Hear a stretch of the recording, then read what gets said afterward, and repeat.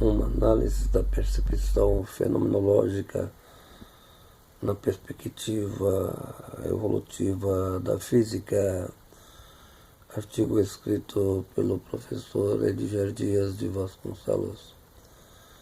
Leucipo de Mileto, o grande físico grego, que nasceu no ano 500 a.C., seu discípulo Demócrito de Abdera, 460 a.C., são apresentados juntos por ter pensamento semelhante a respeito do átomo como elemento constitutivo da física. A reflexão de ambos as formas de um corpo doutrinal publicado como obra exuberante da escola de Abdera, denominado como Princípios do Atomismo. O átomo, etimologia grega, significa partícula indivisível, realidade física completa, entendida pelos físicos e filósofos como elemento fundamental da natureza, o ato primordial de todos os fenômenos físicos.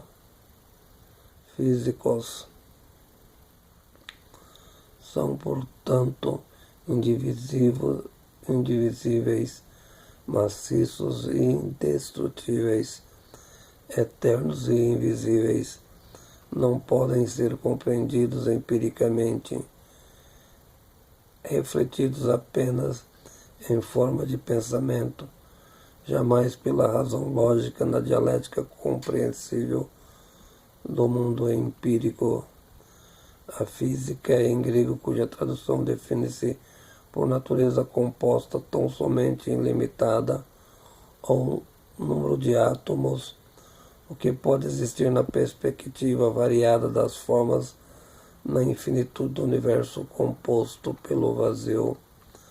Os átomos se agregam e desagregam pelo movimento da realidade física, se deslocam atendendo às forças do mesmo, formando um todo que existe, ou seja, as diversidades das realidades físicas, o universo e tudo que teve suas origens na racionalidade da lógica descritiva. O que podemos refletir a respeito do entendimento de Leucipo, em acordo com a teoria atomística, o que existe na realidade material constitui-se de átomos e do vazio. O que não é átomo é o vazio preso na infinitude da realidade do universo. Sendo desse modo, dizem os atomistas, os nossos sentidos só podem perceber a realidade em seu caráter de transitoriedade, mutável naturalmente, mas do ponto de vista existencial ilusório. O que se pode dizer a respeito da acepção do conhecimento, a realidade como ficção, jamais a substancialidade do objeto. Nesse aspecto, Aristóteles também estava certo na sua configuração de ato e potência. Isso porque o mesmo que compreendamos as modificações dos movimentos, as coisas em sua essencialidade na realidade prática do mundo não modificam nos seus elementos fundamentais. O objeto substancial jamais se altera, mas as formas pelas quais são apresentadas ao mundo particular da teoria do atomismo, assim as variáveis da formalidade, significa que a mudança, as transformações da realidade material são explicadas pelo fenômeno da agregação e desagregação, do que se denomina um dos elementos fundamentais da realidade física. Quando conhecemos apenas pelo pensamento elaborado na etimologia dos aspectos parciais e não reais, não se trata que os sentidos provocam alienação pelo mecanismo da ilusão, mas que entendamos a realidade exatamente como ela é, em razão da sua transição. Com efeito, a percepção também é transitória, presa à ideologia da análise. Nada se pode referir ao próprio conhecimento, dado a natureza substancial do átomo. O que pode ser percebido são suas formas materializáveis, o enquadramento do átomo enquanto mudança em seus aspectos projetivos do conhecimento. Para entender cada átomo, teria que conhecer a natureza substancial de cada objeto, por meio da percepção que temos em referência ao aspecto formal, cor, forma, sabor. Esses elementos não são substanciais, motivo da impercepção da realidade dos objetos.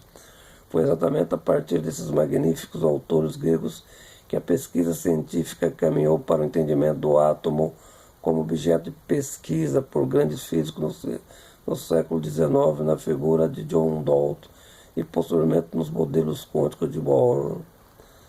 Nos dias de hoje, o átomo, como é entendido, sobretudo após as contribuições de Heisenberg e Einstein, compõe de subdivisões de partículas denominadas de prótons, nêutrons e elétrons, responsável tanto pela teoria da incerteza de Heisenberg como também a teoria da relatividade de Einstein. No entanto, permanece a ideia em que o pensamento original, que a matéria pode ter sua menor partícula, é indivisível.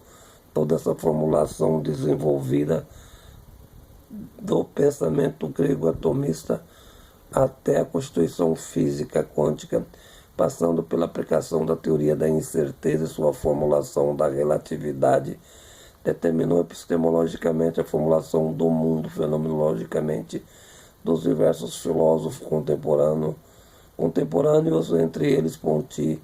Nessa tradição, o que significa conhecer um determinado objeto fenomenológico, a não ser pela percepção do mundo da aparência, por meio da própria razão. Aquilo que o objeto aparece no seu aspecto formal não está relacionado com a realidade substancial do próprio fundamento do objeto. Exatamente nesse sentido que a percepção fenomenológica representa muito mais a realidade ideológica do sujeito conhecedor, sua estrutura mental, que a natureza do objeto em representação. Desse modo, a percepção, pelo menos parcialmente, seria um auto-engano. As estruturas representativas dos sujeitos, resultado de paradigmas temporais presos às mentalidades históricas, transformam toda a forma de percepção como ato meramente temporal e a realidade da luta dialética entre o objeto e o sujeito em uma luta fenomenológica na ação perceptiva, o que significa que o real é imperceptível na sua significação de natureza substancial e parcialmente a respeito da compreensão das suas formas.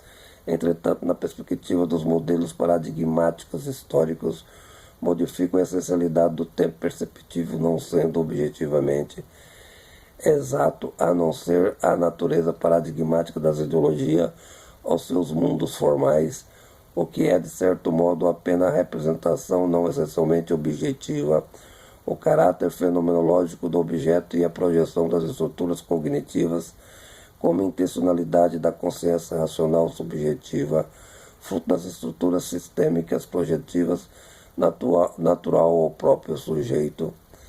Artigo escrito pelo professor Edgar Dias de Vasconcelos.